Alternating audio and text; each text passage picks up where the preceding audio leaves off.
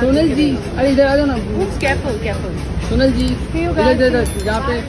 অবশেষে ঢাকায় ফিরলেন সোনাল চৌহান। প্রথম ছবিতে ব্যাপক আলোচনা হচ্ছে বলিউড নায়িকা সোনাল চৌহানকে নিয়ে। বর্তমানে ঢাকার ইন্ডাস্ট্রিকে কাঁপাচ্ছে সোনাল চৌহান। দরজ ছবিতে এই নায়িকার সাথে জুটি বেঁধেছেন বাংলাদেশের সুপারস্টার শাকিব খান। প্রথম বাঙালি নায়কের সাথে অভিনয় করে দুই দেশের সবার নজর কেড়েছেন সোনাল চৌহান। প্রথম প্যান ইন্ডিয়ান সিনেমার মাধ্যমে ব্যাপকভাবে সাড়া পেয়েছে ভারত সহ বাংলাদেশে। তবে দরজ ছবির প্রথম শুটিং শুরু হয় ভারত থেকে, আর সেখানে ৮০ ভাগের মতো শুটিং শেষ করেছেন অনন্য মামুন। আর ২০ ভাগ কাজ বাংলাদেশের শুটিং এর জন্য ঢাকায় পৌঁছেছেন বলিউড নায়িকা সোনাল চৌহান। গত রাতে গণমাধ্যম কর্মীদের সাথে কথা বলতে দেখা যায় এই নায়িকাকে। এমন একটি ভিডিও ভাইরাল হয় সোনাল চৌহানের ইনস্টাগ্রাম আইডি থেকে। অনেকে ধারণা করছেন ঢাকায় চলে এসেছেন সোনাল চৌহান। এর ৩ দিন আগে ঢাকায় এসেছেন দরজ ছবির নায়ক শাকিব খান। দরজ ছবি নিয়ে শাকিব খান বলেন, মুম্বাইয়ের সাথে আরো ভালো ভালো সিনেমা করতে যাচ্ছি আমি। ইতিমধ্যে আরেকটি সিনেমার সাথে চুক্তিবদ্ধ হয়েছেন তিনি, যার বাজেট ধরা হয়েছে ইন্ডিয়ান টাকায় ৪০ কোটি রুপি, যা বাংলাদেশি টাকায় ৫০ কোটি টাকা। তবে এই সিনেমার নায়িকা কি হবে এখন পর্যন্ত ক্লিয়ার করেননি অনন্য মামুন।